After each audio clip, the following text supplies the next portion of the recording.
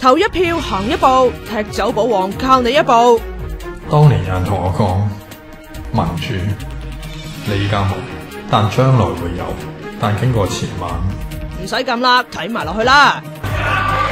我而家宣布咧，現在把撥款嘅建議咧係付諸表決。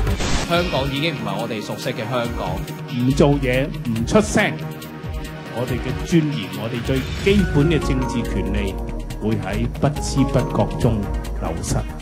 我覺得我唔再認識呢個地方。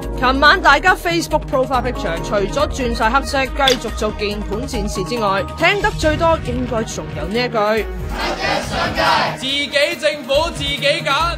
我諗唔使吹雞，大家都會上街噶啦。民陣就希望今年可以多過03嘅50萬人一齊鬧爆白皮書同埋保皇黨夾硬過東北。不過7日未到，有樣嘢好緊要。我係香港出生，香港土生土長。係，我係個香港人，所以我今日過嚟投票。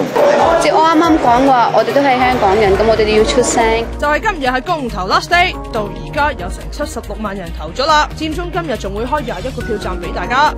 面對赤裸裸嘅議會暴力，佔中3子鬧爆，保皇黨同功能組別操控嘅立法會彰顯唔到民意，要自救唯有靠手中一票同埋7一嘅腳印。我要改變呢個社會，改變呢個議會，改變特首嘅選舉咧，就係呢一票，同埋就係而家我行出嚟咧，係最重要嘅。試問誰能未覺醒？傾真下自由再爭鳴，激氣再難為。繼續發聲，記得投票。